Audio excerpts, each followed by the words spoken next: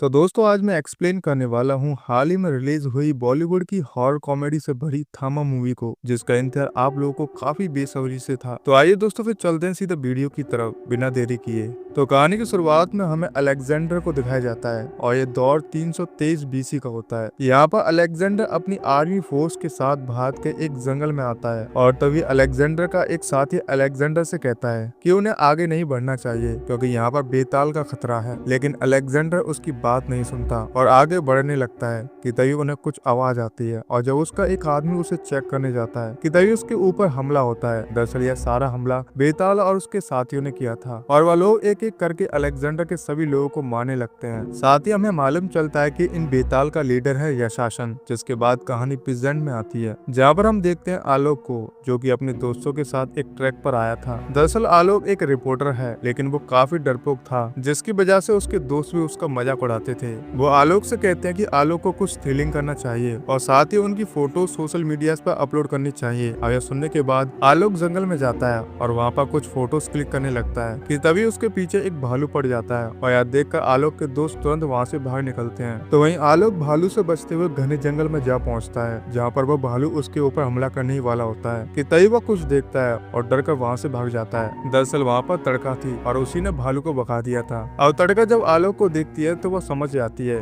कि आलोक अभी जिंदा है, इसलिए वो उसे अपने घर लेकर जाती है। और वहाँ पर जब आलोक को होश आता है तो वह तड़का को देखकर काफी हैरान था। साथ ही तड़का इतनी खूबसूरत थी जिसे देखकर आलोक उसे पसंद करने लगता है। तो वहीं तड़का आलोक से कहती है कि आलोक अभी पूरी तरह से ठीक नहीं हुआ है, इसलिए आलोक को यहीं पर रुकना चाहिए और जब वह ठीक हो जाएगा तो वह उसे खुद छोड़कर आएगी। और आलोक भी उसकी बात मान लेता है, लेकिन उसे बहुत ही ज्यादा भूख लगी होती है। तो वह तड़का से कहता है कि उसे कुछ खाने के लिए ला दो और जब वो उसके लिए खरगोश लेकर आती है तो आलोक उसे छोड़ देता है और कहता है कि वह वेजिटेरियन है और वह सब नहीं खा सकता। जिसके बाद तड़का उसे फल देने लगती है और यह देखकर आलोक काफी खुश होता है। यहाँ पर हम देखते हैं कि आलोक जब तड़का को किस करने जा रहा होता है तभी तड़का के बड़े बड़े दांत बाहर आते हैं और यह देखकर हम समझ पाते हैं कि तड़का आलोक को काटना चाहती थी, लेकिन वह खुद पर कंट्रोल करती है। लेकिन कहीं ना कहीं वह भी आलोक को पसंद करने लगी थी। जिसके बाद हम बाकी के बेताल को देख पाते हैं जो कि देवी की पूजा कर रहे थे। जिसके बाद वहाँ पर एक भालू को लाया जाता है और उसका खून देवी को अर्पण किया जाता है। जिसके बाद उसी भालू को यशासन के पास लेकर जाया जाता है। यह देखकर यशासन काफी खुश होता है और भालू को बाहर फेंकता है और कहता है कि उसे इंसान चाहिए, जानवर नहीं। यहाँ पर हमें मालूम चलता है कि एक पहाड़ी पर ही यशासन को कैद करके रखा गया था और उसे क्यों कैद किया था ये तो हमें नहीं मालूम है, लेकिन इसके बारे में आगे हमें मालूम चलेगा। तो वही हम आलोक को देखते हैं जो जंगल में तड़का के साथ बहुत ही ज्यादा खुश था और तड़का आलोक को समझाती है कि वह कोई भी आवाज न करे, लेकिन आलोक उससे बातें करते हुए जंगल में घूमने लगता है। कहते ही वहाँ पर बाकी बेताल आते हैं जो कि खास यशासन के सपोर्टर्स थे और जब वो वहाँ पर आलोक को देखते हैं तो वह उसे पकड़ कर ले जाने लगते हैं। अब तड़का उन्हें समझाती है कि वो आलोक के साथ कुछ भी न करें क्योंकि आलोक ने कुछ भी नहीं देखा और उसे यहाँ का कुछ भी नहीं मालूम है। लेकिन वह लोग उसकी बात नहीं सुनते और आलोक के ऊपर अटैक करते हैं, जिसकी वजह से आलोक को चोट लग जाती है और उसे कुछ भी सुनाई नहीं दे रहा था। अब वह लोग उसे देवी की मूर्ति के पास लेकर आते हैं जहाँ पर मेन बेताल था। वह कहता है कि तड़का को इस तरह से किसी इंसान को यहाँ पर नहीं लाना चाहिए था। तो तड़का कहती है कि वो गलती से यहाँ पर आ गया था। अब यह सुनने के बाद कुछ बेताल का कहना था कि आलोक को छोड़ देना चाहिए। तो वही हम यशासन के सपोर्टर्स को देख पाते हैं। वो कहते हैं कि उन्हें आलोक को मारना चाहिए, लेकिन बेताल के कुछ नियम थे और उसके मुताबिक वह किसी भी इंसान को नहीं मार सकते थे। इसलिए वो कहते हैं कि इसे कुछ दिनों के लिए कैद करके रखें और उसके बाद फैसला करेंगे कि क्या करना है। जिसके बाद कुछ बेताल आलोक को कैद करने के लिए ले जा रहे थे, लेकिन जो यशासन के सपोर्टर्स थे वो कहते हैं कि आलोक को कैद नहीं करना चाहिए। वो आलोक को सीधा यशासन के गुफा में भेज देते हैं ताकि यशासन उसका खून पी सके, क्योंकि इतने सालों से यशासन ने कुछ भी नहीं खाया था क्योंकि उसे इंसान का खून ही चाहिए था। अब आलोक जब उस गुफा में जाता है तो वह बहुत ही ज्यादा डरा हुआ था। तभी उसे यहाँ पर यशासन मिलता है और यशासन उसे बताता है कि उसे यहाँ पर कैद करके रखा गया है। और यह सुनकर आलोक को ऐसा ही लगता है कि यशासन भी उसकी तरह यहीं पर फंस कर रह गया है, क्योंकि यशासन बहुत ही अच्छे से इंग्लिश बोलता था और यह देखकर आलोक को ऐसे ही लग रहा था कि यशासन भी उसके जैसा ही है। इसलिए वो यशासन से बात करने लगता है जहाँ पर यशासन उसे बताता है कि उसने काफी सारे अंग्रेजों का खून पिया है। और यह सुनने पर आलोक को ऐसा लगता है कि यशासन शायद क्रांतिकारी होगा। जिसके बाद यशासन आलोक को अपने पास बुलाता है और वो उसे काटने वाला था कि तभी वहाँ पर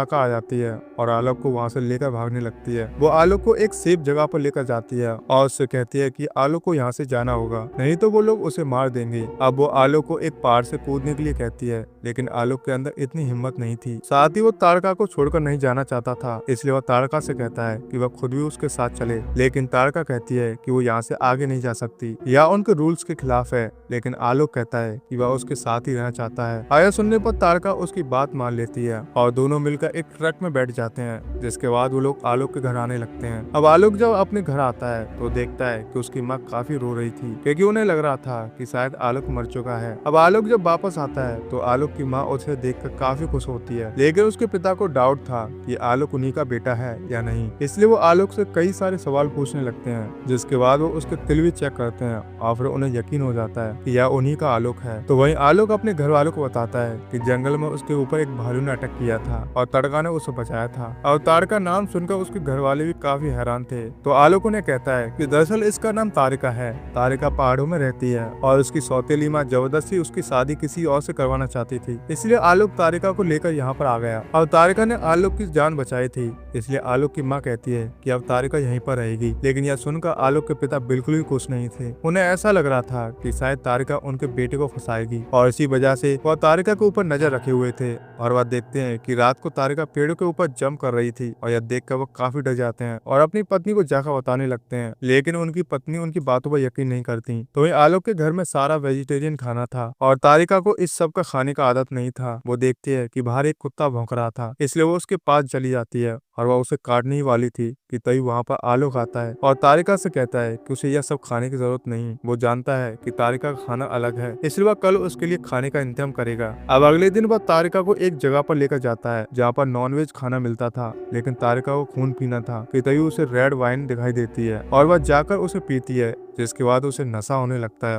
और वह खुद लड़कों के साथ डांस कर रही थी। यह देखकर आलोक उसे वहाँ से लेकर आता है और तारिका को समझाता है कि उसे इस तरह से वहाँ पर डांस नहीं करना चाहिए था। अब इससे पहले कि तारिका कुछ कह पाती, उनके पीछे वो लड़के पड़ जाते हैं जिन्हें किसी भी हाल में तारिका चाहिए थी। अब आलोक उनसे बात करके कहने लगता है कि वो उन्हें परेशान न करे, लेकिन वो लड़के आलोक के ऊपर हमला करते हैं और उसे पीटने लगते हैं, जो देखकर तारिका काफी गुस्सा हो जाती है और वो फाइनली बाहर आ जाती है, जहाँ पर उसके दांत और उसके फेशियल एक्सप्रेशन देखकर आलोक समझ जाता है कि तारिका कोई नॉर्मल इंसान नहीं है। जिसके बाद तारिका उन सभी लड़कों पर हमला करती है और उन्हें बहुत ही ज्यादा मारती है। जिसके बाद वह एक लड़के को काटने वाली थी कि तभी आलोक उसे आकर रोकता है और कहता है कि वह ऐसा ना करे। जिसके बाद आलोक तारिका को घर लेकर जाता है। जिसके बाद वह तारिका से पूछता है कि आखिर तारिका कौन है, और तारिका उसे बताती है कि वह इंसान नहीं है, वो एक बेताल है। और यह सुनकर आलोक काफी हैरान था, क्योंकि उसे इसके बारे में कुछ ही नहीं पता था। आलोक समझ नहीं पा रहा था कि क्या तारिका उसे भी काटेगी और उसका भी खून पिएगी। तो तारिका उसे समझाती है कि वह ऐसा नहीं करती, क्योंकि बेताल का एक रूल है कि वह लोग किसी भी इंसान का खून नहीं पी सकते। और यह सुनकर आलोक थोड़ा सा शांत हो जाता है। जिसके बाद तारिका उसे पूरी कहानी बताती है। वो कहती है कि पहले भी वो लोग उसी का खून पिया करते थे जो इंसान अच्छे नहीं होते थे, मतलब कुछ गलत काम करते थे।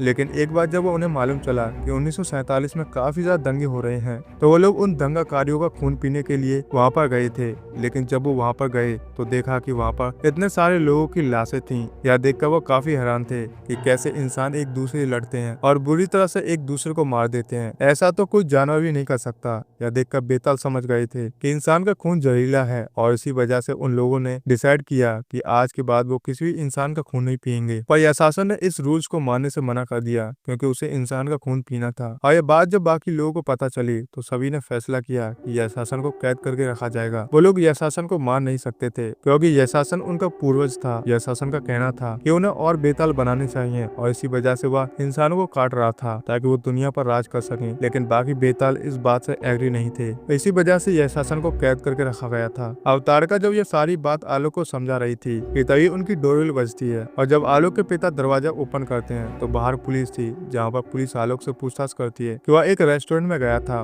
और वहाँ पर कुछ झगड़ा हुआ था। अब आलोक इसे मना कर रहा था, लेकिन वहाँ पर तारिका सब कुछ बताने लगती है। अब वो पुलिस वाला तारिका से पूछताछ करने के लिए उसे एक रूम में लेकर जाता है और यहाँ पर हमें मालूम चलता है कि वह पुलिस ऑफिसर भी बेताल था। वो तारका से कहता है कि तारका को इस तरह से रूल्स ब्रेक नहीं करना चाहिए था। दरअसल तारका ने जिन लड़कों को मारा था उसे शासन के लोगों ने आकर मार दिया था और इसकी वजह से सबको ऐसे ही लग रहा था कि तारका ने उन लड़कों को मारा है। अब वो पुलिस ऑफिसर तारका से कहता है कि वह वापस अपनी दुनिया में चली जाए, वो इस तरह से यहाँ पर रुक नहीं सकती। और यह सुनकर तारका को भी एहसास हो जाता है कि उसे इस तरह से यहाँ पर नहीं आना चाहिए था और अगर वो यहाँ पर रहेगी तो आलोक और उसकी फैमिली का खतरा रहेगा, इसलिए वो डिसाइड करती है कि वह वापस चली जाएगी। हालांकि आलोक इसके लिए मना कर रहा था, लेकिन तारका कहती है कि उसके पास कोई ऑप्शन नहीं है। और यह सुनने के बाद आलोक खुद तारका को छोड़ने जाने लगता है। वो उसे बस में बैठा देता है, लेकिन जब वो वापस आ रहा था तो उसे एहसास हो जाता है कि वो तारका के बिना नहीं रह सकता और इसी वजह से वो उसे रोकने के लिए वापस जाने लगता है। वो काफी तेजी से कार चला रहा था और तारका को रोकने की कोशिश में उसका एक्सीडेंट हो जाता है, जिसकी वजह से आलोक को काफी ज्यादा चोट लगती है।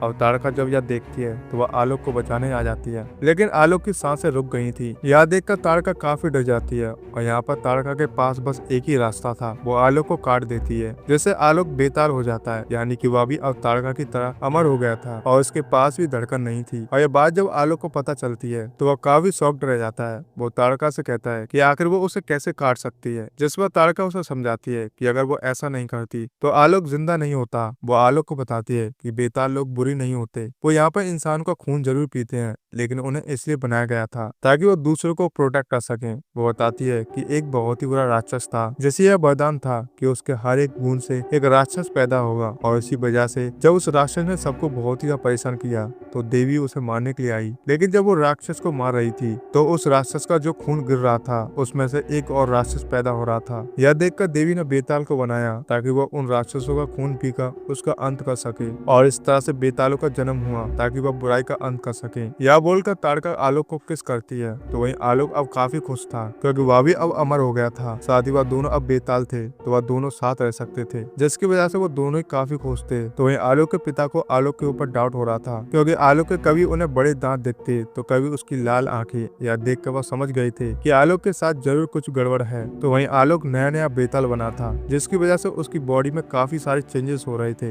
यहाँ पर तारका आलोक को बताती है कि अब आलोक को कोई भी चोट नहीं लग सकती। यह सुनकर आलोक काफी खुश हो जाता है, जिसके बाद तारका उसे जंप करना, यहाँ से वहाँ भागना, यह सब कुछ सिखाने लगती है और आलोक भी सीखते हुए काफी एंजॉय कर रहा था। अब आलोक अपने घर में भी अपनी बालकनी से आता है और उसके पिता उसे ऐसा करते हुए देख लेते हैं, जिसके बाद वो आलोक से पूछने लगते हैं कि आखिर यह सब क्या है, जिस पर आलोक उन्हें सब कुछ सच बता देता है कि किस तरह से वह मर गया था, जिसके बाद तारका की काटने की वजह से वह भी जिंदा है। यह सुनकर आलोक के पिता काफी रोने लगते हैं कि उनका बेटा मर चुका है, लेकिन आलोक उन्हें समझाता है कि वह अभी भी है, मतलब जिंदा है, या भूत ऐसा नहीं है, लेकिन उसके बीच का कुछ है और वह हमेशा ऐसा ही रहेगा। लेकिन आलोक के पिता इस बात को एक्सेप्ट करने के लिए तैयार नहीं थे। वो कहते हैं कि वह आलोक के दिल की धड़कन वापस लाकर रहेंगे और वह उसके लिए उसे एक फादर के पास ले जाने वाले थे ताकि कुछ करके उसकी धड़कन वापस आ सके। तो वही हम मुंजा वाले फादर को देखते हैं, जिसके पास जना आया था। जना उन्हें बताता है कि उनका एक दोस्त है जो भेड़िया बना था, लेकिन कुछ समय पहले सकटे नाम के एक राक्षस के साथ उसकी लड़ाई हुई थी और इसमें उसे काफी ज्यादा चोट आई थी और तब से वो ठीक से भेड़िया नहीं बन पा रहा है। और सुनने पर वो फादर उससे कहते हैं कि अगर उसके दोस्त को फिर से पहले जैसी ताकत चाहिए तो उसे किसी बेताल का खून पीना होगा। जो सुनकर जना काफी हैरान था कि आखिर यह बेताल कहाँ पर मिलेगा। कि तभी वहाँ पर आलोक के पिता आलोक को लेकर आते हैं और फादर से रिक्वेस्ट करने लगते हैं कि वो आलोक को ठीक करे। अब फादर जब आलोक की कहानी सुनते हैं तो समझ जाते हैं कि दरअसल आलोक बेताल बन चुका है और वो आलोक के पिता को समझाते हैं कि अंडे का ऑमलेट बना सकता है, लेकिन ऑमलेट का अंडा नहीं,